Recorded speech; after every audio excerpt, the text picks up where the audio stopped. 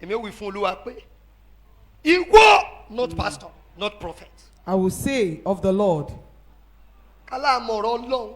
if we know the ó word dẹ̀ of yé wa. God and we have an àwọn understanding kókó of wà it, tó ní pe pastor fún. there are some things you don't need to call the man of fúnra God. rẹ̀ ló máa ní Sátánì mo mọ̀ pé wọ́n ní orí ẹ̀ ò pé. By yourself, you will say, devil, you are very stupid. I'm sleeping. No. o ní láti kó scripture. You don't need to quote scriptures. àwọn àjẹ́ láwọn ń bọ̀ ń bì ní. àwọn àjẹ́ wọn láwọn ń bọ̀ ń bì ní. Which he said they were coming to Benin. olórí wọn.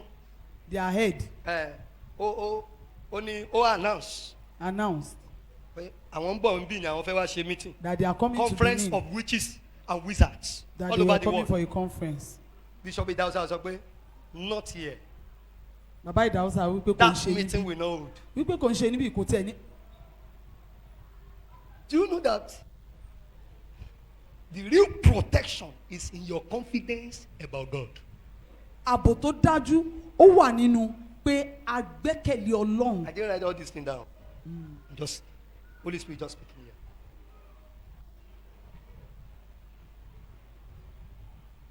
Bàbá dẹ̀ yẹn bá ló máa hold. Ó ní kò ní hold. Wọ́n bá pàdé lórí rédíò. They now met. Bishop Idausa. Bàbá Yes, Ìdáhùsà Ìdáhùsà. said, Kò ní hold, ó ló máa hold. say we hold. He said we hold. Only the Bible says, suffer the witch not to live.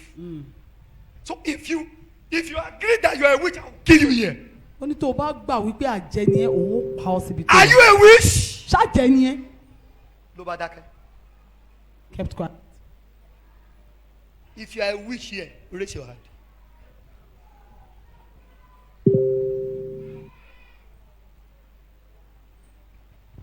So you see someone that is a witch, you are not afraid of her. Ó wá rí èèyàn kan tó pera ẹ̀ lájẹ́ ìrú wa ń bà ẹ́.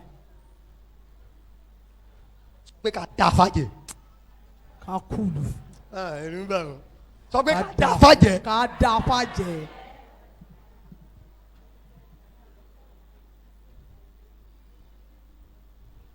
Èèyàn mọ ohun èèyàn kan. Àwọn èèyàn ń sábùn gan ọgbà máa bẹ̀rù ẹ̀. Torí àmì tán rí lára ẹ̀. You know someone that everyone used to run away from because of a mark that was on that Tó o person. bá kọlù, wàá ṣubú yàkàtà. If you have any issue with that person, Ní it's nǹkan to jáde fall. mi. It doesn't go beyond his bounds. Ìjọ tó wọnú ilé mi tó ṣe rubbish. On the day he entered, the person entered. face. He made sure that he put that person to shame. I'm sorry my son. Má I'm sorry bínú my ọmọ mi, son. má bínú ọmọ mi.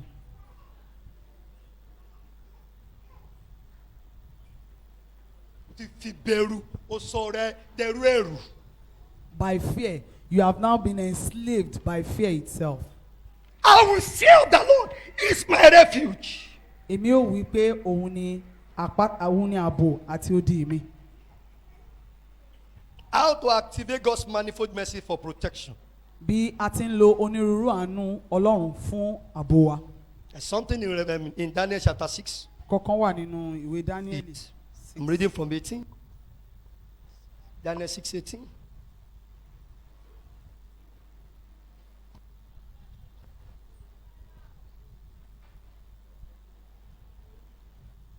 Then the king went to his palace and passed the night fasting.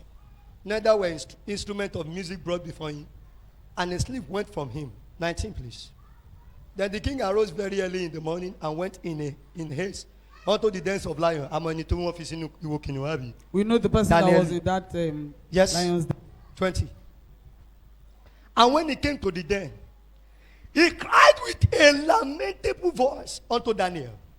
And the king spake and said to Daniel, O Daniel, servant Of the Most of High. the living God. Was he a prophet? So I told you the other time, everybody is a what? Prophet. We are servant of God. Yes, sir. So when you are a servant of God, you carry the mark of touch not. Except you are touching, you are not supposed to be touching. If you touch what you are not supposed to touch, Tó bá ń fọwọ́ kan ohun tí ò yẹ kó o fọwọ́ kàn. you may become touchable. Wàá wá di ó ṣe é mú fọ́tà. Servant of the living God. Hear this. Is thy God not the God of your pastor. kò ń ṣe ọlọ́run olùṣọ́ àgùntàn rẹ o. Your own God. ọlọ́run rẹ. Oh, mọ Ọlọ́run. You do not know God. O mọ wòlíì, o mọ pastor. You know prophets, you know shepherd. Àwọn ọjọ́ kan wà wọn ò ní rí nǹkan kan ṣe. There are days that they are not able to do anything. Whom thou servest continually. Ẹni tí ìwọ ń sìn láì sinmi. Able to deliver thee from the lions. A lè gbà ọ́ lọ́wọ́ àwọn kìnìún bí. Thy God whom thou servest. Ọlọ́run tí ìwọ ń sìn láì sinmi. So kókóró àkọ́kọ́. The first key Tí ààbò Ọlọ́run fi máa ń dájú lórí ènìyàn. that you have poor protection of God. Ní iṣẹ́ ìsìn wa. It is your service Níwájú Ọlọ́run. before God. You must learn to engage in kingdom service. O gbọ́dọ̀ kọ́ bí a ti ń fi ara jì fún iṣẹ́ It's thy Ọlọ́run. God whom thou servest continually. Ẹni tí ìwọ ń sìn láì sinmi. Kí ni Daniel wá dáhùn 21? 21. Then said Daniel unto the king, O king, live forever. Verse 22, please. My God has sent his angel and has shut the lion's mouths, that they have not hurt me. For as much as before him, innocency was found in me, and also before the O king. Ọlọ́run mi Have I done no hurt? ó ti rán áńgẹ́lì rẹ̀, ó sì ti dè àwọn kìnìún ní ẹnu tí wọn kò fi lè pa mí lára, gẹ́gẹ́ bí a ti rí mi láìlẹ́ṣẹ̀ níwájú rẹ̀ àti níwájú rẹ̀ pẹ̀lú ọba, èmi kò sì ṣe ohun búburú kan. Ẹ sì bí ṣẹ́rí olóhùn ò touch nǹkan kan, so I'm still untouchable. But nǹkan kan deliver ẹ̀. But something delivered him. Ọlọ́run tó ń sìn The God is served láìsinmi without àti rest. láìsàárẹ̀. Is someone here? Yes, sir. Is someone here? Yes, sir. That God you do not serve is not liable to preserve you. Ọlọ́run tí o sìn kò lè pa ọ́ mọ́. Is someone here? Ṣé ènìyàn kan wà níbí? If you are not working under First Bank of Nigeria, Tí o PLC, bá ṣiṣẹ́ ní ibi ilé ìfowópamọ́ First Bank, you are not entitled to any insurance under them, right? o ò láǹfààní sí Medical insurance, ààbò whatever. kankan látọ̀dọ̀ wọn. You are not entitled to any insurance. O ò ní àǹfààní sí ààbò kankan látọ̀dọ̀ wọn. So only workers Àfi àwọn òṣìṣẹ́ who are under First Bank PLC tí wọ́n wà lábẹ́ ilé ìfowópamọ́ are entitled to every insurance that is available. ní ó ní àǹfààní sí oríṣiríṣi ààbò tó wà So nítòsí only wọn. servants Àwọn tó ń ṣiṣẹ́ in this kingdom nínú ìjọba tá a wà yìí, are entitled àwọn ló ní àǹfààní to protection insurance. láti ní ààbò tó dájú. You remember the three Hebrews? A bá rántí àwọn Hébérù mẹ́ta, Shadrach, Meshach àti Abednego. Shadrach, Meshach and Nínú Abednego, iná. in the lake of fire. Iná yìí o, irun orí wọn ẹyọ kan báyìí kò miss. Not even a strand of their hair was missing. Kì í ṣe pé torí pé wọ́n gbàgbọ́ nìkan. Not only because they had faith, Wọ́n mọ Ọlọ́run tí wọ́n sìn. they knew the God that they served. Wọ́n ní iṣẹ́ ìsìn tó péye níwájú ẹ̀. They had a record of complete service before their God. Many people goes to church, Ọ̀pọ̀lọpọ̀ ènìyàn ló ń lọ ilé ìjọ, but they are not responsible to God. ṣùgbọ́n wọn ò ní ojúṣe níwájú Ọlọ́run wọn. What did I say? Ọ̀pọ̀lọpọ̀ ló ń lọ ilé ìjọsìn, ṣùgbọ́n tí wọn ò ní ojúṣe níwájú Ọlọ́run. They go to church. Wọ́n á máa lọ ilé ìjọsìn, All the services they are there, gbogbo ṣẹ́sìn wọn wà ń bẹ̀, but they are not responsible to God. ṣùgbọ́n wọn ò ní ojúṣe níwájú Ọlọ́run. One day the Holy Spirit said to me, Lọ́jọ́ kan Ẹ̀mí Mímọ́ wí fún àwọn bàbá, I only respond to those who are responsible to me. màá máa dáhùn sí àwọn tó bá mọ ojúṣe fún èmi Ọlọ́run ni. I said, Holy Spirit, how do you mean? Àwọn bá béèrè He Ẹ̀mí said, Mímọ́, I responded to Shadrach, Meshach, and Abednego because they are responsible to me. àwọn wá béèrè pé báwo ló ṣe rí, ẹ̀mí mímọ́ á dáhùn pé nítorí pé Ṣédrákì àti Méṣákì àti Abednego wọ́n mọ ojúṣe wọn níwájú èmi Ọlọ́run, torí ẹ̀ ni mo ṣe dá So wọn lóhùn. don't expect God to respond to you in distress when you are not responsible to Him. Má wá retí wípé kí Ọlọ́run kó dá ọ lóhùn nínú ìgbà ìpọ́njú ní ìgbà tí wọ́n ti ká lára rẹ tí ò mójúṣe I've rẹ always said níwájú rẹ. it. Christianity is a call to responsibility, Ìgbàgbọ́ ó jẹ́ ìpè fún ojúṣe. not a call to religious activities. Kò ń ṣe pé kakàn máa jó kakàn máa ṣe sí ṣe. Tá n pa kiri láyé òde òní. That we are going about doing in this world. I lived with my grandma. Àwọn gbé pẹ̀lú grandma àwọn. 5 a.m. Aago 5 àti jí àdúrà àárọ̀. morning prayers. 5 a.m. Morning prayers. And I remember in those days. Àwọn rántí ní àwọn àkókò gbà.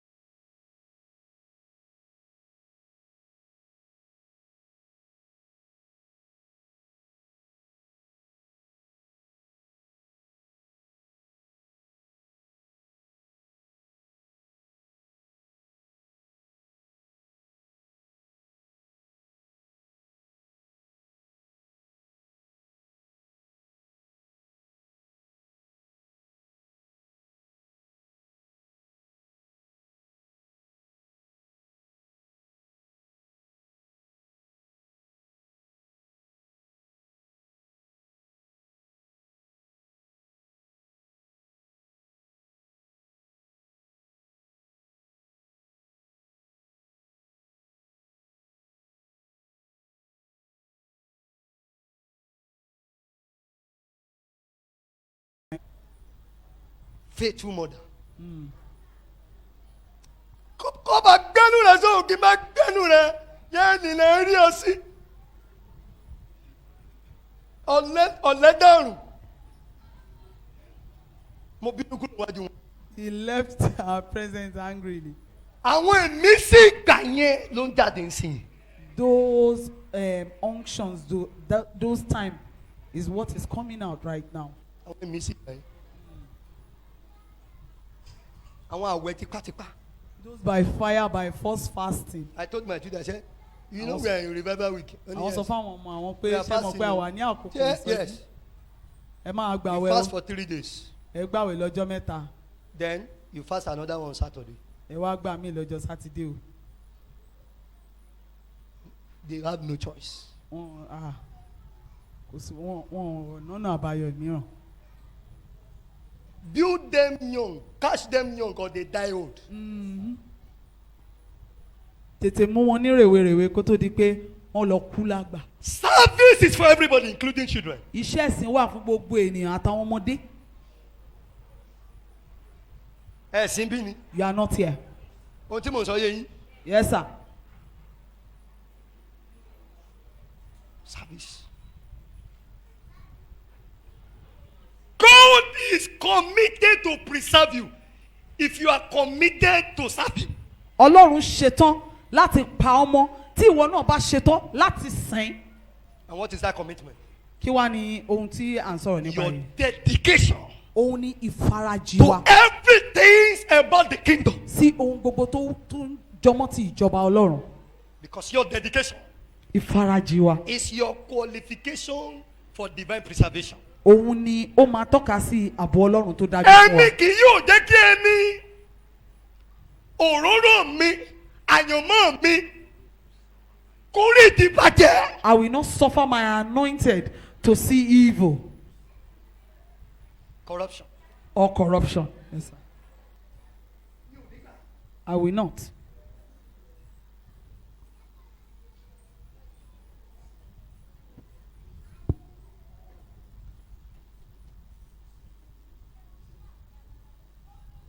Oyè èèyàn kan sí bíbá.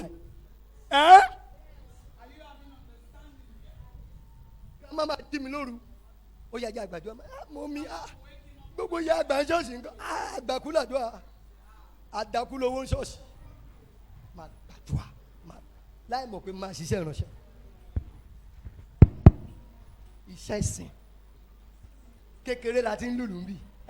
From a very young age. àti wọ́n bí n sí we have been. mi ò tí ì rí sí ẹ̀ tó bá ní kí n má wọlé àfi kémi gan kí n lè jáde hallelujah àfi kí n ṣe kí ni pé ẹ sà ẹni ọ̀pọ̀ nìyí ìṣùà ọ̀gá ìṣùà ìwọ gan kúrò lọ́nà àlù ẹ̀ mọ́ lù.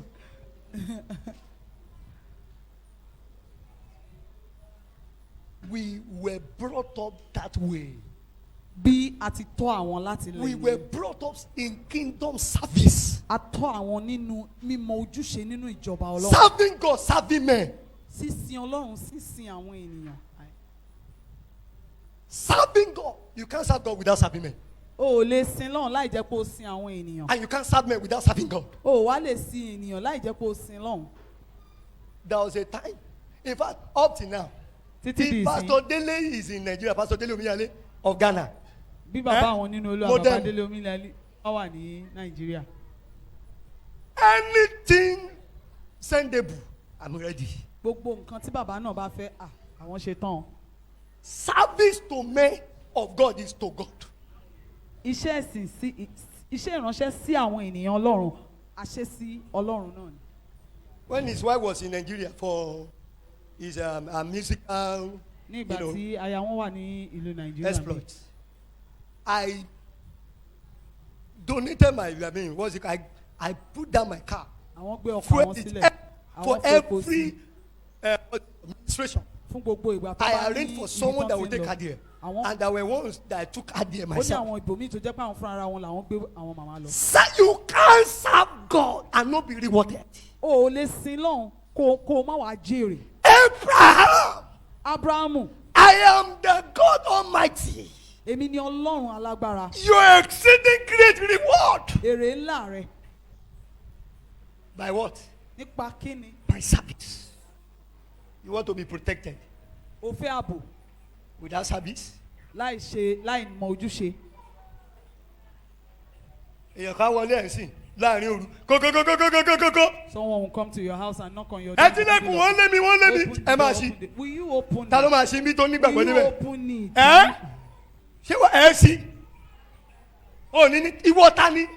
Ẹ ní ṣé kò sí Bánjọ bí o Bánjọ mo gbọ́. Bánjọ ni o.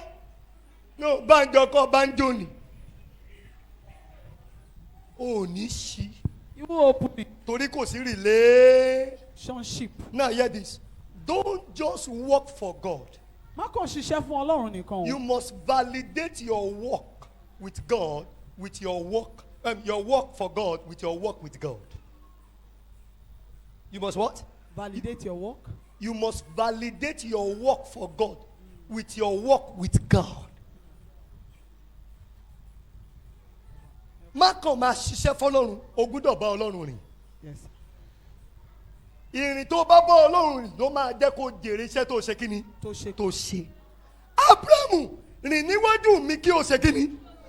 Ó ń ṣiṣẹ́ walk before me ṣùgbọ́n and kò ye be jèrè perfect. torí pé kò rìn bó ti yẹ kó rìn.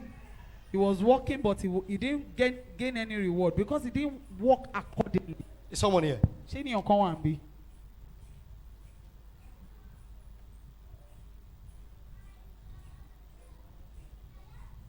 So be responsible to God. Mọ ojúṣe rẹ̀ sí Ọlọ́run. And I want to show you something. Psalm Ó tún wá fẹ́ 91, fi nǹkan kan hàn verse wá. 13. Orin Dáfídì. Let's see something there. Powerful. Powerful. Thou shalt tread upon the lion and adder, the young lion and the dragon shalt thou trample on their feet. Because why will you be able to do that? Ẹ kà bẹ̀ yẹn, ẹ kà yẹn. Ìwọ kọjá Mhm. lórí Lórí kìnìún àti paramọ́lẹ̀. Ẹgbọrọ kìnìún àti ejò ńlá. ìwọ yóò fi ẹsẹ̀ rẹ tẹ̀ mọ́lẹ̀. rẹ tẹ̀ mọ́lẹ̀. Now, 14. Because he has set his love upon me and upon you. Nítorí pé ó ti fi ìfẹ́ rẹ̀ sí mi. Therefore will I deliver him. nítorí ni èmi ó gbà á. nítorí náà èmi ni ó gbà. nítorí èmi ó sì gbà á. I will set him on high. èmi ó gbé e lékè. Because he has known my name. nítorí pé ó ti mọ orúkọ mi. So you increase God's love and protection for you when you have the knowledge of him. Ẹ túmọ̀ ẹ̀. ní ìgbà tí o bá ní ìmọ̀ ọlọ́run. Yes. ní ìgbà yẹn ni o máa ìfẹ́ ọlọ́run ló máa ga sí ọ. So service increases your knowledge about God. iṣẹ́ ẹ̀sìn á máa mú wa dàgbà sí i nípa ìmọ̀ ọlọ́run. The more you serve him, bí o bá ti working tẹra mọ́ with, working àti for máa ṣiṣẹ́ him, fún and working with him, àti máa bá rìn kó o sì máa bá rìn the more you know him. bẹ́ẹ̀ gẹ́lẹ́ ló ti máa mọ̀. And as a result, long life. nípasẹ̀ your portion. èyí ẹ̀mí gígùn á yọ̀ǹda fún ọ. Someone is under the sound of my voice. ènìyàn kan wà lábẹ́ ohùn yìí. Every written ordinance gbogbo ìwé tí a ti kọ sílẹ̀ that you will die young pé a ó kú ní rèwerèwe because they don't live long in your family. nítorí pé wọn kì í lẹ́mìí gígùn nídìí Today, ní ọjọ́ òní. such irú ordinance àwọn ìwé is cancelled in the name of Jesus. afagide lórúkọ Jésù. Ẹ jókòó. títẹ̀ Nítorí tí ó mọ orúkọ mi. because he has known my name. Ó bá òjì fẹ́ mọ orúkọ ẹni tó sún mọ́, tó bá rìn, tó sìn. How will you know the name of one that you do not have a relationship or you do not serve? Àmì wọ̀nyí ni yóò máa bá àwọn tó gbàgbọ́ lọ. Àwọn tó gbàgbọ́. This time we follow those that Jáà tó believe, ń wá mírèkù kiri. not those that are in search of miracles.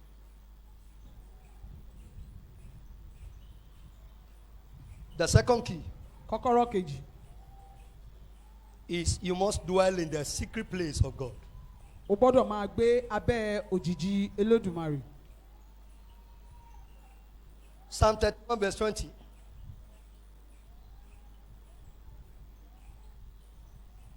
Someone being blessed here. Psalm 31 verse 20. 31. Thou shalt hide them.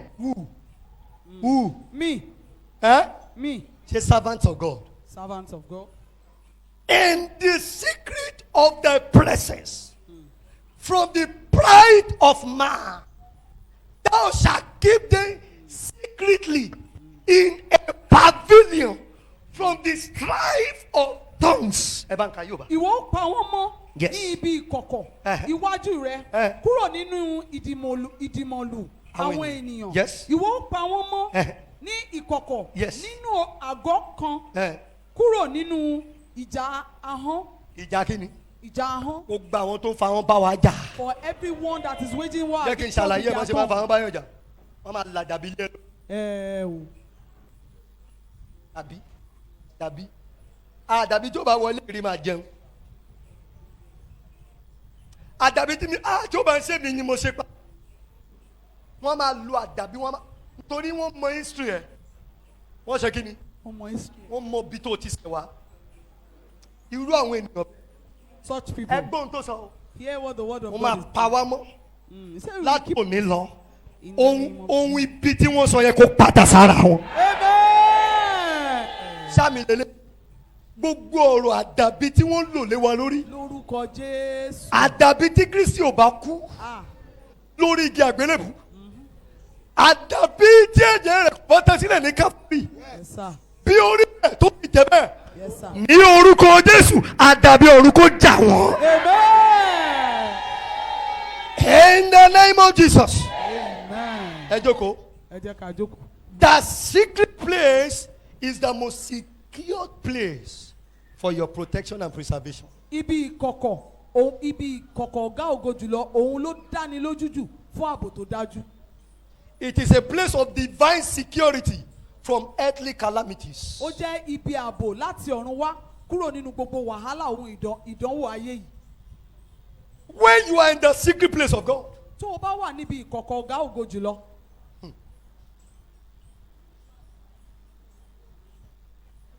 you can look into anybody's eyes ó lè wo ojú ẹnikẹ́ni including the devil, àti pàápàá Sátánì and you have nothing to say. kò dẹ̀ ní ohunkóhun láti sọ.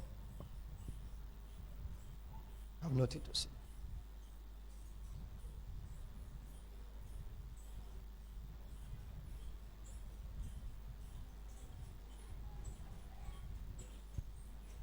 Jesus was in the secret place when the storm was going on in the ship. Jésù wà ní ibi ìkọ̀kọ̀ ní ìgbà tí ìjì ń jà lójú omi In Mark chapter 4. nínú ìwé Máàkù. Ìjì ń jà nú ọkọ̀ ń dẹ̀ lọ sùn. There was a storm and he was asleep. Ẹ sì ń bí. You are not Ìjì ń there. ṣe kí ni? There was a storm and Jesus Ìjì ń was jà nínú asleep. ọkọ̀ yẹn, imagine. Ó wà nínú mọ́tò accident ìṣẹ̀lẹ̀.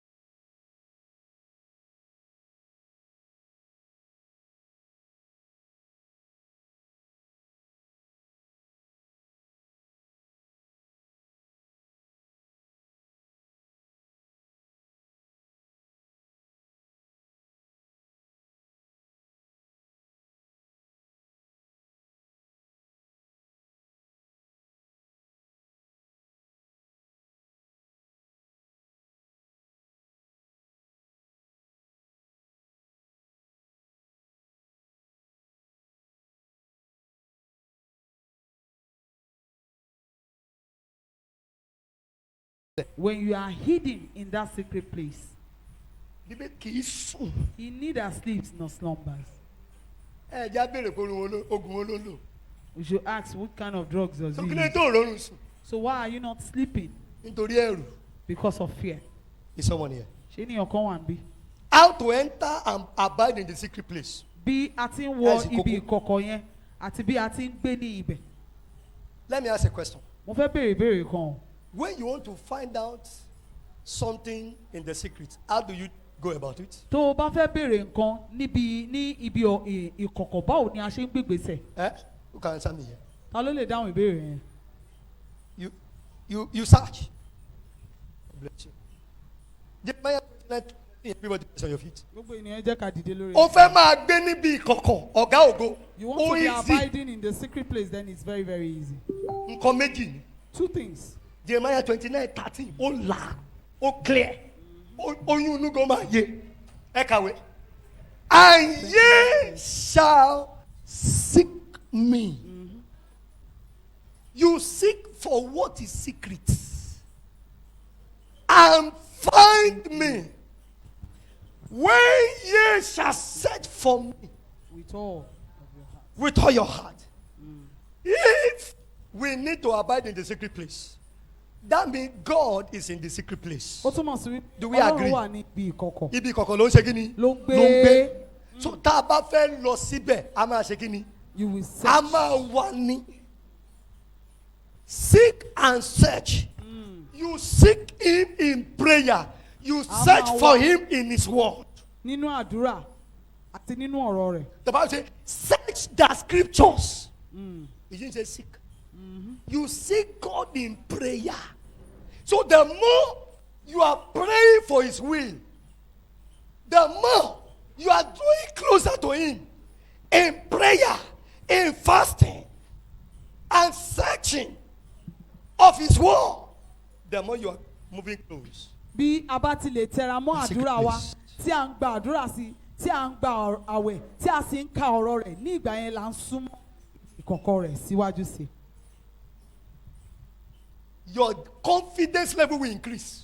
Ìgboyà wa yẹn, ìpele ìgboyà ta ní àṣekínni, a tún tó bẹ́ẹ̀ ga jù bẹ́ẹ̀ lọ. The more you are committed to searching for him, Ní ìgbà tí a bá ti fi ara wa jì láti máa wà, to seeking his attention, láti máa wá, láti máa pe àkíyèsí rẹ̀. looking away from every distraction. Tá à ń gbójú wa kúrò lára gbogbo ohunkóhun tó lè The bá more wa you are pèsè. moving closer Bí a ti máa súnmọ́ sí to nìyẹn, secret place. síbi ìkọ̀kọ̀. This is how to be secured. Bí ènìyàn ṣe ń ní ààbò tó dájú rèé o. This is how to be protected. Bí ènìyàn ti ń ní ààbò tó dájú rèé. Do you know that there are some Christians that wọ́n kàn máa jí wọ́n á dẹ̀ bá ọwọ́ ìfọ́tí ní kíni Lẹ́kẹ̀ẹ́ wọn. ta ló ṣiṣẹ́ rí kò ní í náwó a máa tijú tó bá lè náwó káfí confam. Wọ́n máa là lójú ó ti lọ báwọn tí ó yẹ kó ṣe kíni.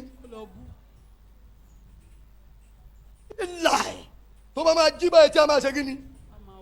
Etí awú ni mo ti rí ní òkèèrè wọn tó wá àní ọmọbìnrin kan láti sọlọ nǹkan pa látẹ̀yìn aṣọ ẹ̀dẹ̀ ìyàlẹ́ eléyìí ṣe ní ìkánúwé o life ó dẹ̀ bòówú wọ́n wá ń gbé lọ ní hospital wo lẹ́ ń lọ ní bóyá kòkòrò ló jẹ́ táṣọ ojú ibẹ̀ yẹn ya nínú aṣọ kí ni ẹ̀ka ṣáà fi títírì sómi tẹ́ bá lóòró ẹ fi pa ọjọ́ kejì ló pé àdájọ́ ó mà ti lọlẹ̀ lọ́gbà abẹ́rẹ́ sí kó kìtì ẹ̀ bọ̀ Christian náà ni ẹ You are a believer? wọ́n máa gbóúnjẹ fún ẹ ọ̀run ńlá ẹ̀díkà ikàn àtẹ̀wò apọ̀n wọ́n máa jẹ́ nígbà tó o bá tún jí ó dáa máa ṣe nìyẹn ó ti jògó ẹ mú oúnjẹ. How will some way see when you are in the secret place? Tí o bá wà ní ibi ìkọ̀kọ̀. How can a spiritual husband or wife come to you and say let's have sex? báwo ni And you ọkọ agree. ọ̀run àbí aya ọ̀run ṣe máa tọ̀ wá tó máa ní jájọ lábọ̀ àṣekù tó máa wá gbà. Nǹkan torí pé mi ò gbàdúrà kí n tó sùn ni.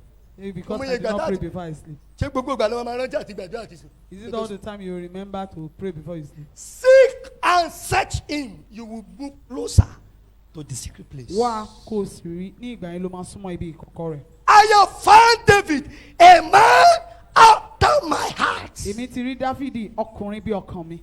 Little wonder he never lost a battle. Ìdí rèé tí ò fi pàdánù inú Even ogun. when he committed sin, God said, I forgive him. Ní ìgbà tó tiẹ̀ dẹ́tẹ̀ gan Ọlọ́run ni mo ti dáríjì ọ́. Raise your hand. Ọwọ́ rẹ̀ sókè o.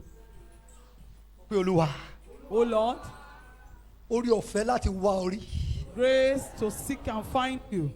Ẹ yọ̀ǹda fún mi. Lord, grant unto me. Káwọ́lẹ̀. Put down your hands. Ha tó bá ẹ̀sà. Téèyàn bá wá Ọlọ́run rí, ó dùn sí i.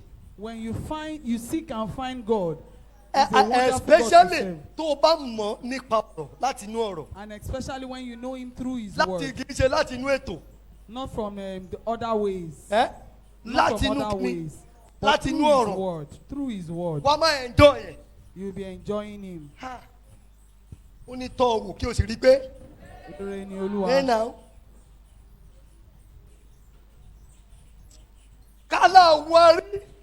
If we are sick and find Amọ̀rú Him, ẹni tó jẹ́. and we know who He is, Àwọn ìyà tó ń jẹ lòmí ò ní ṣe kí ni. some suffering Kò that ní we are jẹ wá. going through will not Kò even ní have jẹ them. wá. Will not be suffering. Àwọn ogun tó borí wa ò ní borí wa. Hey, those battles that overcame us will never. Àwọn ogun overcome. tí wàá wò wọ́n báyìí wàá lọ sùn ni. There are battles that you will look at and sleep. Nítorí irú ẹni tó jẹ́ Because àti of the agbára kind tó of ṣe kí person ni you are, tó ń and gbé the inú kind ẹ. of power that is within you. Ṣùgbọ́n ọmọ bá padà ṣerú àfi tó bá tó mọ̀ pé ọmọ bá ní. But the son of a king will become a slave until he knows Ẹ that he is a pariwo king. Shout aloud. ẹ̀mí mímọ́ Holy Spirit, fún mi ní orí ọ̀fẹ́ give me grace láti wọ Ọlọ́run rí. to seek and find Ẹ God. pé Jésù ta ló ń gbàdúrà. In the Ó name jẹ́ of gbàdúrà yẹn Jesus. dáadáa. Holy Spirit, give me grace to seek and find you. In the name of Jesus. Holy Spirit, give me grace to seek and find God. In the name of Jesus. Holy Spirit, give me grace to seek and find God. In the mighty name of Jesus. Ẹ̀mí mímọ́ fún mi ní oore ọ̀fẹ́ láti wá Ọlọ́run rí. Ẹ̀mí mímọ́ o fún mi lórí ọ̀fẹ́ láti wá Ọlọ́run rí. Ní orúkọ Jésù, ní agbára nínú ẹ̀jẹ̀ Jésù. Ẹ̀mí mímọ́ o fún mi lórí ọ̀fẹ́ láti lè wá Ọlọ́run rí. Ẹ̀mí mímọ́ fún mi lórí ọ̀fẹ́ láti lè wá Ọlọ́run rí. Ní orúkọ Empower Jésù, me Olúwa fún mi to lórí seek, ọ̀fẹ́ láti lè wá search, Ọlọ́run rí. and find you, God. Olúwa rọ̀ mí lágbára láti lè wá orí ní orúkọ Jésù. Ẹ̀mí mímọ́ rọ̀ mí ní agbára láti lè wá Ọlọ́run rí. Ẹ̀mí mímọ́ rọ̀ mí ní agbára láti lè wá Ọlọ́run rí ní orúkọ Jésù. Ẹ̀mí mímọ́ rọ̀ mí ní agbára láti lè wá Ọlọ́run rí. Rọ̀ mí ní agbára láti lè wá Ọlọ́run rí ní orúkọ Jésù. Holy Spirit, empower me to seek and find God. Olúwa In the name of jẹ́rìí. Jesus. Oh Lord, let me see you. In the name of Jesus. Oh Lord, let me see you. In Jesus' name we pray. Amen. How many of us are Christians here? Raise your hand if you are a Christian. Mélòó nínú wa ni onígbàgbọ́ níbí báyìí? You are a Christian, raise your hand o. Onígbàgbọ́ ni ẹnu wọ́ sókè o. Bóyá fẹ́ máa rẹ́jísà lọ́rùn àmọ́. Raise your hand. Okay, gbogbo wa àbí? Ẹ káwọ́lẹ̀. If you say you are a Christian, Wá jẹ́ And pé then- onígbàgbọ́ ni ọ́. maybe you have a church, Bóyá wá ní ìjọ. but you are not responsible to God in that place of your worship. Ṣùgbọ́n o wá jẹ́ o mọ ojúṣe rẹ ní ibi tí o ti ń jọ́sìn yẹn. Please, as from today, go and change. Láti òní ìlọ rí dájú pé o lọ ronú pìwàdà o. You don't deserve the blessing of whom you do not serve. Ìbùkún ẹni tí o ṣiṣẹ́ ìsìnsìn kò tọ́ sí ọ. Don't. Olúwa, O Lord, ẹ̀mí tí mo fi mọ̀ sí ẹ dójú ikú. the spirit that I will serve you even unto my death, Gbé wò mí. Lord, grant unto me. Aye. Ó wà ní church ní kọ̀ọ̀kan tó ń ṣe. Unity kọ̀ọ̀kan ò sí ń bẹ̀. O ti Yeah. lọ́dún méjì mẹ́ta mẹ́rin. How can you be employed in an organization and you don't belong to any department and you're expecting to be paid at the end of the month? Is that not foolishness?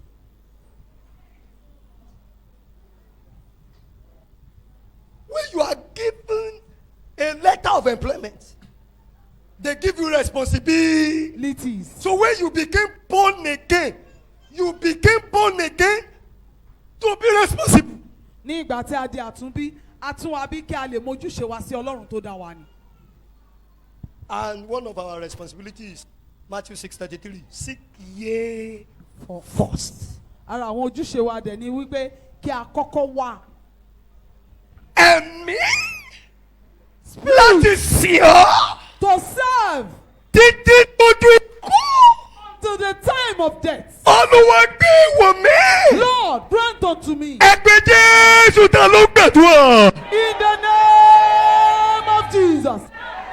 Holy Spirit, a spirit to serve the Lord, even unto death, grant unto me. In the name of Jesus, grant unto me. Grant unto me. The spirit to serve the Lord. Yes, even unto the death. spirit. Lord, grant unto me. To serve you till death. Ẹ̀mí láti sìn ọ́ títí dójú ikú. Olúwa yọ̀ǹda fún mi. Ẹ̀mí mímọ́ yọ̀ǹda fún mi. Olúwa ẹ̀mí láti sìn ọ́ títí dójú ikú. Ẹ̀mí mímọ́ yọ̀ǹda fún mi. Olúwa yọ̀ǹda fún mi. Ẹ̀mí mímọ́ yọ̀ǹda fún mi. Olúwa yọ̀ǹda fún mi. Ẹ̀mí láti sìn ọ́ títí dójú ikú. Ẹ̀mí mímọ́ yọ̀ǹda. Olúwa yọ̀ǹda fún mi. Ẹ̀mí mímọ́ yọ̀ǹda fún mi. Ẹ̀mí láti sìn ọ́ títí dójú ikú. Olúwa Ọlọ́run Release. yọ̀ǹda fún mi. Ẹ̀mí mímọ́ yọ̀ǹda fún mi. Anointing for kingdom service. Olúwa yọ̀ǹda fún mi. Ẹ̀mí mímọ́ yọ̀ǹda. Release upon me. Olúwa ìfàmì òróyàn tí màá fi sìn ọ́ títí dé òpin. Ẹ gbàdúrà dáadáa. Olúwa yọ̀ǹda fún mi. Ó sì ń dúró pé ká máa sọ pé kó rí ọ̀tá wó. Ní orúkọ sorry. Jésù mi máa fi sìn ọ́ títí dọ́jọ́ ikú. Orúkọ Jésù títí dé òpin ẹ̀mí. Olúwa yọ̀ǹda fún mi. Ẹ̀mí mímọ́ yọ̀ǹda fún mi. Olúwa yọ̀ǹda fún mi. Mímọ́ yọ̀ǹda fún mi. Fún mi ní orúkọ Jésù ìfàmì òróyàn tí màá fi sìn yín dópin. Orúkọ Jésù ẹ̀mí mímọ́ yọ̀ǹda fún mi. Yọ̀ǹda fún mi. Olúwa ẹ tú lé mi lórí. Olúwa yọ̀ǹda fún mi. In Jesus' name we pray. Amen. Ẹ̀gbọ́n tẹ̀mí mímọ́ sọ. Hear what the Holy Spirit is saying. Ọlọ́run ní ẹ̀kọ́ fẹ́ travel bí ó ń plan láti travel. Someone is planning to travel. Sátánì náà wá ń plan accident. And the devil is planning accident. Morono East. Because it's towards the eastern side. As the Lord lives. Bí Olúwa ti ń bẹ. And his mercy liveth forever. Àti pé àánú rẹ̀ tó ti wà títí láéláé.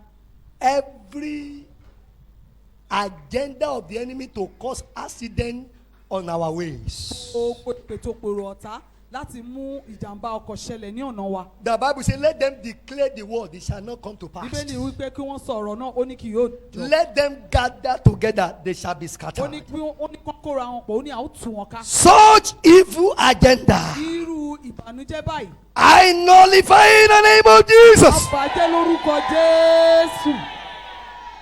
Amen. Ẹ̀yin ẹ̀mí ìmùjẹ̀mùjẹ̀.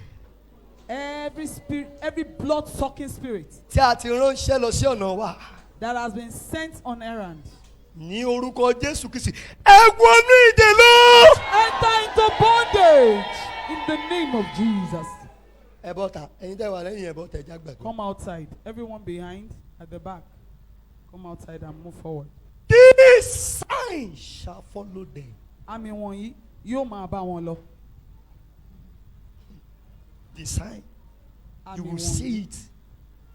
Olúwa, O Lord, àmì tí ibi ò kì í borí. a mark that evil does not come near or overcome. Tí ibi ò ń ṣe kí ni? Tí ibi kì í borí. A lè ní káwọn tó ń ṣe bí má ṣe kí ni? Ministry tí wọ́n nìyẹn. O lè kí wá bí kò ṣe láti jí, láti pa àti láti parun. It's a ministry. Ó fẹ́ gbàdúrà ẹni.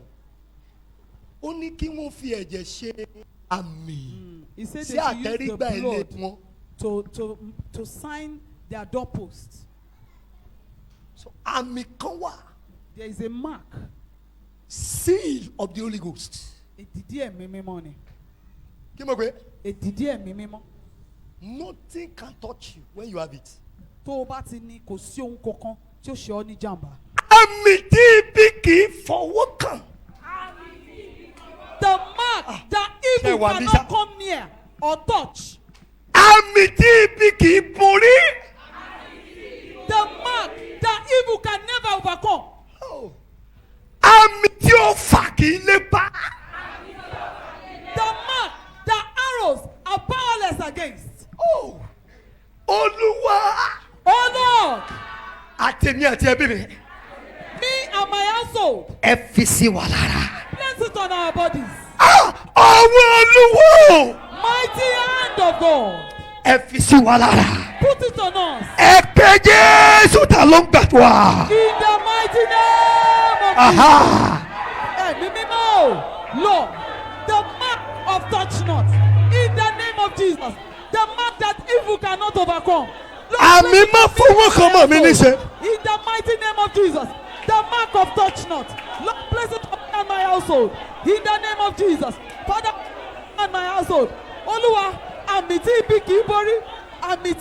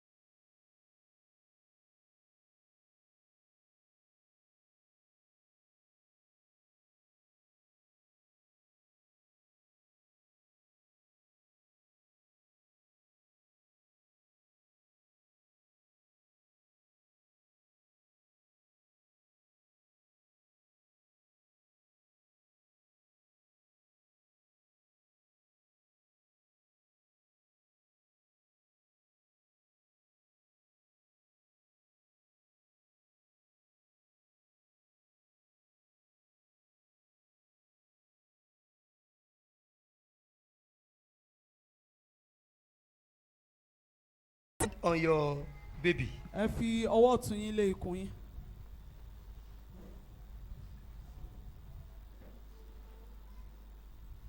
a kọ wípé It is written, kò sóhun ìjà kan tá a ṣe sí yín. No weapon no fashioned weapon of the enemy tó máa borí yín. formed against you shall prosper. ìkan nínú àwọn aláboyún yẹn bú èèyàn kan. One of the pregnant women mi ò fẹ́ lọ́wọ́ insulted sódà mi ní dáyàjà. someone. mo wá rí i pé ó wá mọ̀bẹ ó dúró níwájú ọmọbìnrin yẹn báyìí. That person is now standing in the presence of that other, the pregnant woman, with a knife. dragoni fẹ́ gbé ọmọbìnrin yẹn mì. The dragon was about Revelation to swallow 12. up that woman's baby in the book of ṣùgbọ́n Revelation. ilẹ̀ ń ràn án lọ́wọ́. But the earth helped that woman. gbogbo ìjà tí ọ̀tá fẹ́ lò lórí èèyàn aláboyún yìí. Any evil weapon of the enemy against every pregnant woman here, bí olúwa ti bẹ tí èmi rẹ bẹ láàyè. as the Lord lives and His Spirit lives, ní orúkọ Jésù tó yí lé wọn lórí. back to sender in the name of Jesus. ó ní ó máa ń bímọ káwọn ìyá àgbà tó dé. They will give birth ó before the- possible torí the wọ́n ti midwives lọ bribe came. àwọn ìyá àgbà. Why? Because they have bribed the midwives. Fáráò Eh, fáwọn ìyá àgbà pé ẹ lọ máa pa àwọn ọmọ wọn. he had bribed the midwife that go and be killing their children.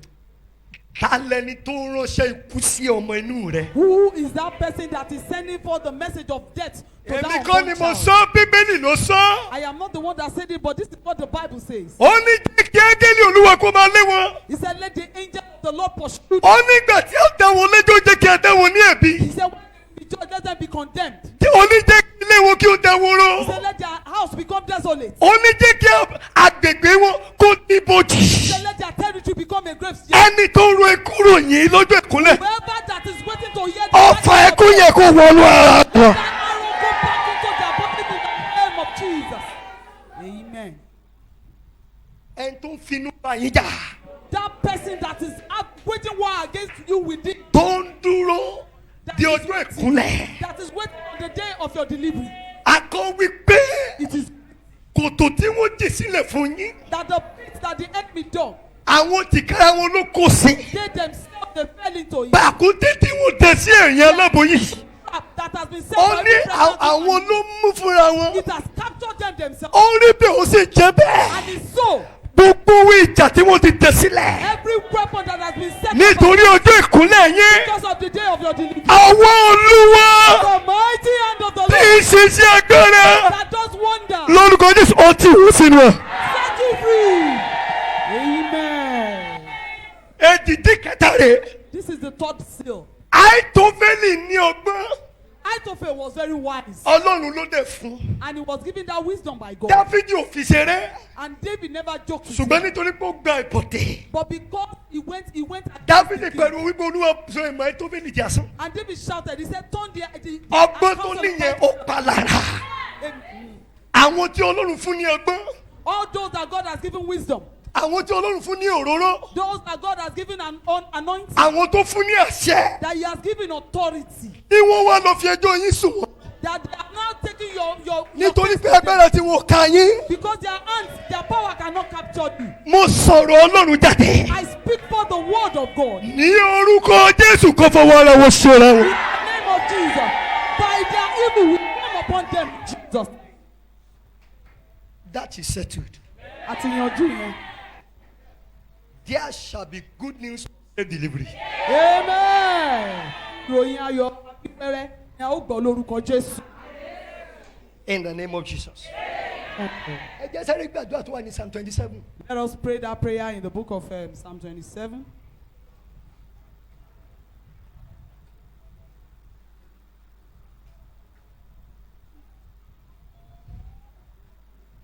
Verse 2. Nígbà tí àwọn ènìyàn búburú, àní àwọn ọ̀tá mi àti àwọn abínúkù mi tí wọ́n súnmọ́ mi láti jẹun ara mi, wọ́n kọsẹ̀, wọ́n ṣubú. When the wicked, even my enemies and my foes, came up on me to eat my flesh, they stumbled and fell. Àti fẹ́ ṣetán. Mú èèyàn kan dání kó jẹ́ àgbàdua ìkíkan. Hold on to someone and begin Ohun to pray tẹ́mi Olúwa ní that ká prayer. gbà nìyẹn. Ẹ wo bí Look here. àwọn tó súnmọ́ ni àwọn ẹni tó mọ ni o. Those ones that are close to us are the ones that know us. Bọ́tà gan fógun bá fẹ́ wá. Even if war is coming from the outside, Wọ́n á lo àwọn tó ṣe kí ni. they will use Tó those wà ones that nítòsí. are nearby. Ẹ o mi ò mẹ́tájọ́ ẹ̀ ń bá wí.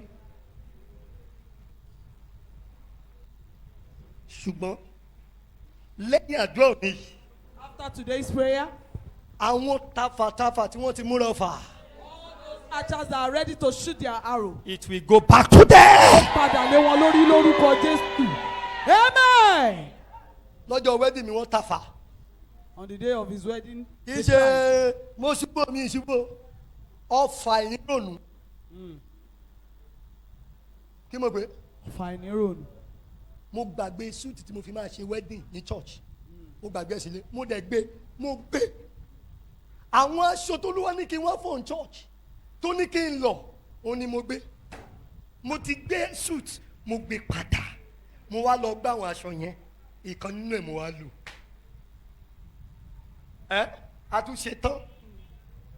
Picture tó ní photographer ya. Wipe off.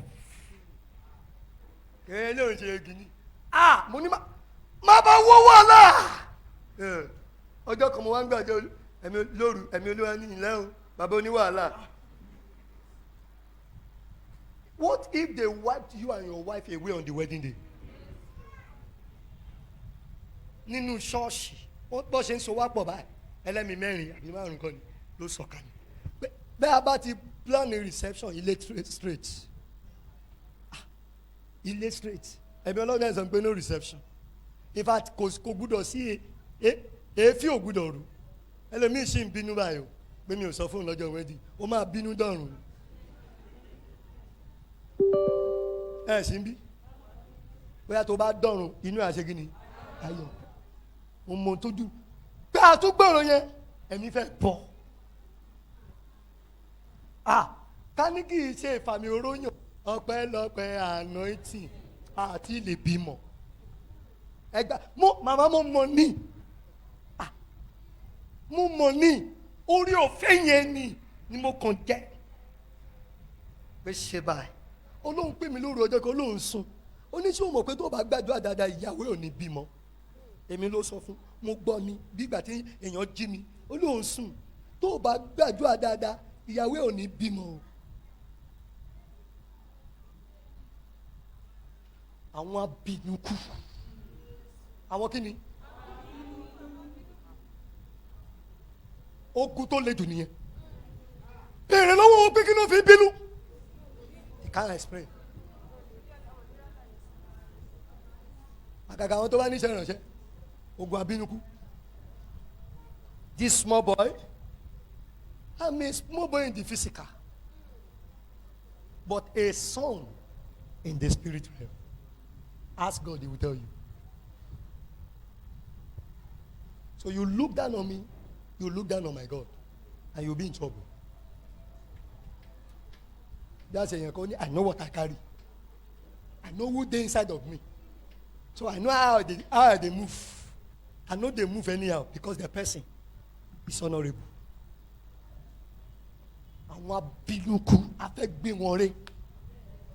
Kí mo ní ká ṣe? A máa gbé wọn ré. Wọ́n bí àjọ tó fẹ́ gbà yọ fà ní o. This prayer is. Ní olórúkọ Áńgẹ́lì kan tó fẹ́ fún ẹ. I don't have any name of an angel that I'm giving you. I don't even know. But ọ̀rọ̀ yìí. This word. Áńgẹ́lì kò even the angel cannot withstand it. gbé ọ̀rọ̀ rẹ̀ ká ju gbogbo ẹ̀ gan lọ. Ẹ ṣì ń bí. You are not here. Ẹ di èèyàn kan mú. Hold on to someone. Gbogbo ẹni tó sọ̀rọ̀ àwọn di abínúkú mi. For as many that have turned themselves to my enemy. Tí wọ́n súnmọ́ mi láti jẹun ara mi. That have come close to me to eat my flesh. Nípa tọrọ ọ̀rọ̀ Olúwa. By the power of the word. Ẹ ṣubú. Fall down. Ẹ ọ̀sẹ̀ ẹ ṣubú.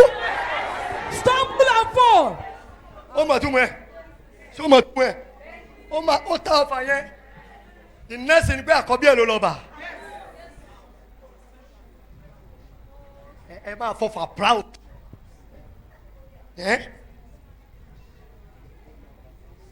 Me, I don't understand.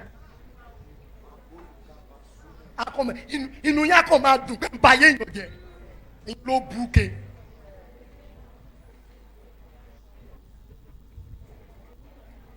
Oyún oṣù mẹ́rin ó dẹ̀ jábọ́ láàrin èèyàn kan. Ó pariwo látọjú òun. Ó rójú ẹni tó léwu. Ó ló mú fàyè báyìí. Òun wá ń sá lọ. So ibi tó ti ní kó yẹ báyìí. Ó kọ̀ kọlu ọjà bó ṣe kọlu kíní ẹ̀ báyìí. Ó yí lulẹ̀ látòrí bẹ́ẹ̀dì ni. Ẹ̀jẹ̀ dà lára ẹ̀ straight in. What are you telling me? Wickedness of evil is real. It's real. Àwọn abínúkú. Bíbélì ló gbé ọbẹ̀ rẹ̀ nìkan. We are praying the scriptures. Ó ní wọ́n lọ sẹ́. Wọ́n máa ṣubú. At the poor. Ẹ̀yin abínúkú ògo mi. Every enemy of my glory. Ẹ̀yin abínúkú ìrì ayé mi. Every enemy of my greatness. Ẹ̀yin abínúkú ìjọ yìí. Every enemy of my progress. Kí lè dúró ṣe? What are you waiting for? Láti òní lọ. As from today. Gẹ́gẹ́ bí ọ̀rọ̀ Ọlọ́run. According to the word of God. Ẹ má kọsẹ̀. Stumble. Ẹ má ṣubú. And fall. Orúkọ Jésù. Ta ló gbẹ̀gbà? Ẹ̀yin abínúkú wa. Every of my Ẹ̀yin abínúkú ògo wa. stumble and fall. Ògo ìdílé, ògo iṣẹ́ ìránṣẹ́, ògo ayé mi, ògo ìjọ yìí. Ẹ̀yin abínú, ẹ̀yin ọ̀tá. Ẹ kọsẹ̀. ẹ ṣubú àìnàpàlà yìí ẹ kọsẹ̀ ẹ ṣubú ẹ kọsẹ̀ ẹ má ṣubú sẹ́ ẹ má kọsẹ̀ ní orúkọ Olúwa ẹ ṣubú ẹ̀yin abínúkú ògo wa ẹ̀yin abínúkú ìjọ yìí ẹ má kọsẹ̀ ẹ má ṣubú gẹ́gẹ́ bí ọ̀rọ̀ Ọlọ́run.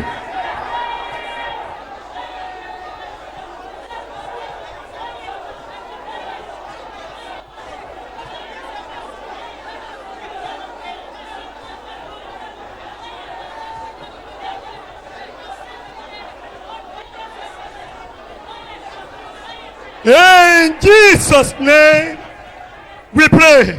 Amen. Ìyá ọdún mi Olúwa ní ká sọ fún ọkọ yín bí wọ́n bá pinnu àti lọ sí ìlú Iléṣà wọn ò gbọ́dọ̀ lọ.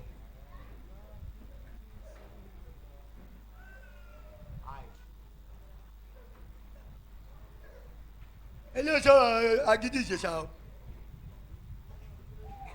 ọfà ikú kan dúró mẹ́ and it's non-escapable. Escapable. Wọ́n gbọ́dọ̀ lọ wọ́n gbọ́dọ̀ lọ.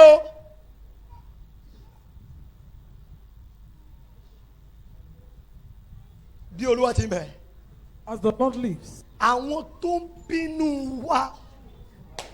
Those that are just angry with us. Ìbínú yàtọ̀ sí ìbínú o. Bíbélì pè ní abínú kú. Ẹ mọ̀ tó mú ẹ ní. Ọ̀rẹ́ náà ti kú. Ṣé ìwọ yìí máa para mi torí tiẹ̀? Ohun tó bá mú kí bẹ́ẹ̀lì gbé wọn rẹ́ látòní lọ. Irú àwọn ènìyàn bẹ́ẹ̀ lórúkọ Jésù kí wọ́n kọsẹ̀ kí wọ́n ṣubú. Ẹ wo bí àwọn abínúkú yẹn wọ́n máa bẹ́ẹ̀ fà á wọn ò ní jẹ́ orí marriage marry. This enemy they will drag it with you marriage mba. Tó bá wá fà tó ṣe marriage àwọn wò bó ṣe máa bímọ. They will still wait at the fruition of pregnancy. Bó bá tún fà lọ́kọ̀ bí méjì àbẹ́yẹ. And you are able to have one or two. Àwọn wò bó ṣe máa jẹ wọn mọ́. They will say wait how you will eat the fruit of this. Bó bá tún jẹ́ tó ń jẹ lọ. And when you are about to eat that food again. Wọ́n ní àwọn bó ṣe máa jẹ pẹ́. We will see how you will eat this fruit for long. Bí Olúwa ti bẹ tí èmi rẹ̀ bẹ lẹ́yìn. In the name of Jesus. Mo dúró lórí pẹpẹ àṣẹ yìí.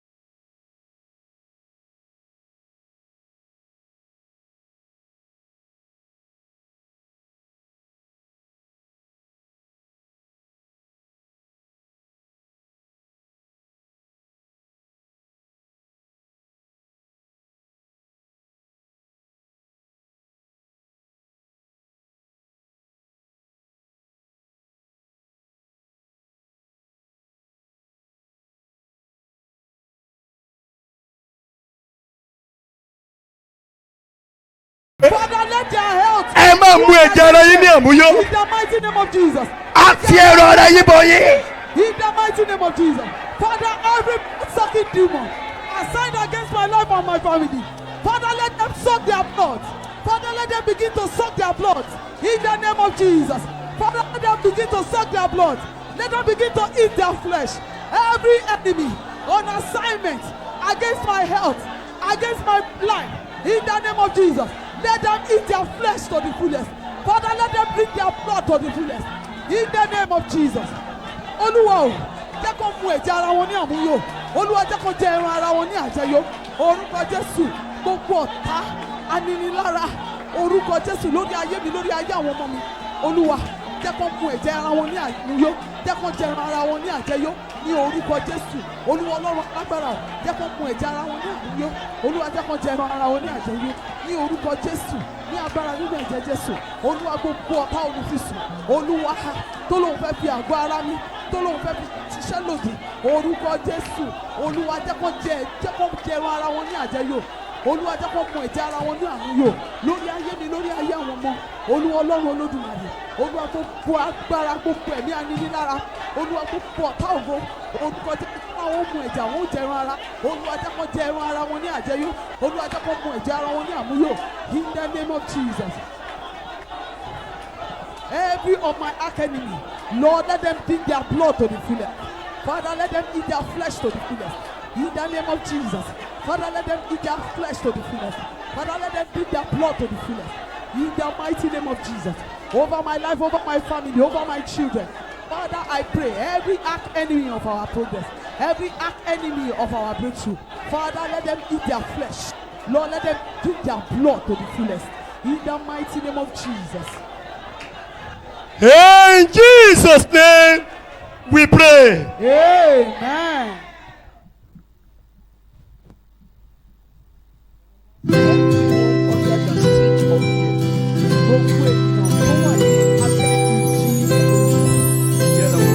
The Bible says you have not received the spirit. God has not given us the spirit of fear, Ọlọ́run ò fún wa ní ẹ̀mí ẹ̀rù but of power, bí kò ṣe ti agbára of love, àti ti ìfẹ́ and of sound mind. àti ọkàn pípé. As from today, Láti òní yìí lọ, that spirit of fear of evil ẹ̀mí ìbẹ̀rù ẹ̀rù is òkùnkùn. cast out by fire in the name of Jesus. Ẹgbọ́n, Hear this. Ọlọ́run sọ fún Dáfídì, The Lord told David, ó ní gbọ́ o, he said, listen, ó ní mi ò ní máa nù mí kúrò lórí Sólómọ́nì I will never take away my sure mercies from your son bí mo Solomon, ṣe mú kúrò lórí Sọ́ọ̀lù. as I took it away from that of Saul. Gbogbo ènìyàn tó rà mí ṣe For everyone that is able to say a lórí thunder pẹpẹ mímọ́ tí mo dúró yìí. upon this holy altar, Bí Olúwa ti bẹ tí àánú rẹ̀ bẹ and the láàyè Lord lives and his mercies endure láti forever. òní lọ. As from today, Ààbò Ọlọ́run yóò ṣáájú wa, He will go with us. á bá wa lọ, No evil shall come near our dwelling. ibi kankan ò ní súnmọ́ ọ̀dẹ̀ wa. Ẹ ń bá gbàbọ̀dé torí tiwa Hey, tàbí torí ẹbí wa. in the name of Jesus. Lórí pẹpẹ mímọ́ yìí ni mo dúró. Ah, Irú onítàn ìlọ́po méje àbọ̀dé yẹn kó padà sínú ayé wọn. amen. Ámánì ní àṣẹ. Haman had authority. Àmọ́ kó láṣẹ. Yes. Ó ti ẹ̀gbẹ́ ìdìdí lọ́dọ̀ ọba. He even collected the sin from the Pé king kí wọ́n pa gbogbo àwọn Júù run. that all the Jews should be Ó ní destroyed. inú wọn bí He òun. said he was just angry with the Jews. Example àbínúkú nìyẹn. Yes, sir. Tó Bẹ́ẹ̀ni, máa sir. ní àníṣe òun kó kú ni kó kú ló wù òun. Ṣùgbọ́n igi tó rì fún Mọ́dékáì ọrùn ẹ̀ la fi kọ́. Yes, sir. Látòní lọ. In the name of Jesus. Àwọn tí wọ́n pera wọn ní aláṣẹ tí wọ́n náà wọn ní agbára láti òní yìí lọ. Agbára tí wọ́n níyẹn, àṣẹ tí wọ́n níyẹn, ìmọ̀ tí wọ́n níyẹn, èdè tí wọ́n níyẹn kó máa pa wọ́n lára. Amen. Ní orúkọ Jésù kó máa pa wọ́n lára. Amen. Ọ̀rọ̀ Ọlọ́run sọ pé tú àwọn ènìyàn tó ṣe inú dídùn sí ogun ká. Scatter those who who are delight in war. Scatter them. Gbogbo àwọn tó ń tínú wọn dùn gbógun ń jà wá. For everyone that is delightful that we are facing Tí wọ́n ń battle, yọ̀ sí that they ìdààmú are wa. joyous to our Láti òní lọ. as from today. Ọfà ìrójú àìráyè láti ọ̀dọ̀ In the Ọlọ́run. name of Jesus. Ní orúkọ Jésù kó wọnú àdúrà ara wọn. Amen.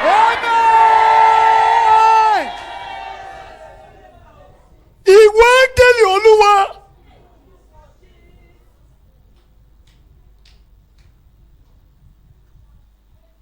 Ní òru ó kọjá ní Íjíbítì.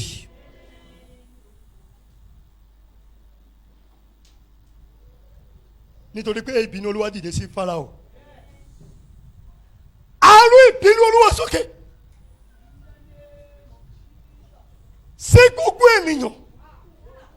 Ipá àti agbára àti ìjọba àti ẹ̀mí àti àṣẹ àti ìtẹ́ àti ìjọba. Tí wọ́n sọ wípé ẹja fìgbàgbọ́ bú wọn. Kálíọ̀rì tẹ̀bí yá paralyswa. You put me on this altar, not by my power. Irú àwọn ènìyàn bẹ́ẹ̀, ipá, ìtẹ́, àṣẹ, ìmọ̀, èdè àti ìjọba.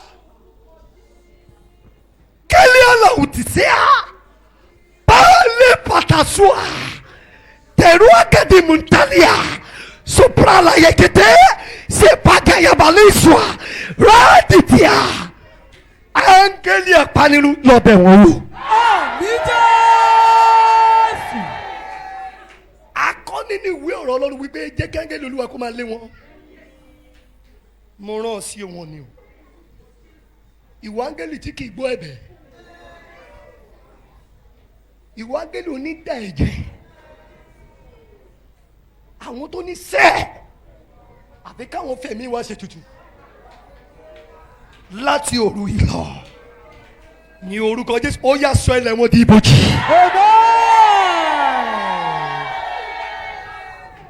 Ẹ̀jẹ̀ wọn kó bá ogun náà lọ. In the name of Jesus. Amen. God, arise now, and his enemies are scattered. Scattered. Amen. By tomorrow morning, Tó bá máa fi di àárọ̀ ọ̀la. everyone expecting bad news from our side. Gbogbo ẹnikẹ́ni tó ń retí ìròyìn bí láti ìhà ọ̀dọ̀ tiwa. We will hear bad news from their side. Amen. In the name of Jesus. Amen. Èèyàn kan wà lábẹ́ ohùn mi. Someone is under the sound of this voice. You are in abroad. Every arrow coming to you from Nigeria Gbogbo ọ̀fà tá a fẹ́ tabà ó ní to òkè send òkun tó you wà. back Láti dá padà suddenly to Nigeria. lójijì padà sílùú yìí. Such arrow, Gbogbo ọ̀fà bẹ́ẹ̀ by the mercy of the Lord and his power, nípa àánú àti is agbára returned to the sender in the name of ó Jesus. padà sí orí tafàtafà náà lórúkọ Jésù. Amen. Over your destiny, wherever you are, I say no to arrow of deportation in the name of Jesus. Amen. You are secured. Amen. You are secured. Amen. Father, we stand as your servants. Adúró